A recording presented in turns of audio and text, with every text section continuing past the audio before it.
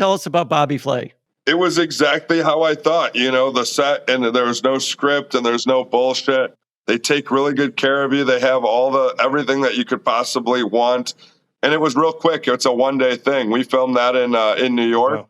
He was super nice. And I had, for people that didn't see the episode, Chris Redd from SNL and Michael Simon were my judges / helpers to get me to beat him. So it was more intense doing the first round because you obviously didn't know what the ingredient is or whatever, and you don't know who the guy next to you or the girl next to you is. If you get to the second round, you know what you're going to cook, and you're like, all right, it's Bobby Flay. He's just going to do something pretty decent, Mm-hmm. So the first round, he pulls out red onion, and at first I was just like, oh, shit. And it's literally like 45 seconds to a minute when he shows you the ingredient and when he rings the bell and you start cooking. So it's really not scripted. Oh, wow. They don't tell you the ingredient before you show up or anything, which is cool. You have a chance to get the worst shit ever. Mm-hmm. Like where he's like, all right, grapes. And I'm like, what do you do? It's tough. He pulls fucking a red onion out behind him. And at first I was just like, there's no way. Cause it's 20 minutes. Mm-hmm. It's not like you have 45 minutes cooking something is so much different than 20. By the time you need to get your pans hot and you're plating, you're down to 10 minutes.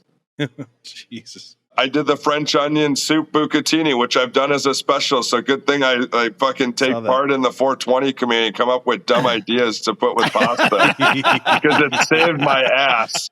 Because I was like, all right, onion. And really what came of it is I saw a big cast iron on the stove that was already set up there. I was like, oh, no, I'll do something with that. Uh-huh. And then I saw they had bucatini and like this, it looked like a flour base, whatever. And I was like, all right, let's just go. Mm-hmm. And it was just like, caramelize the onions as much as possible and build French onion super quick and make pasta. And then getting to him, they sent me through, and then getting to him, you get to know what your dish is, and they have everything ready for you, and they have it placed easy to get to.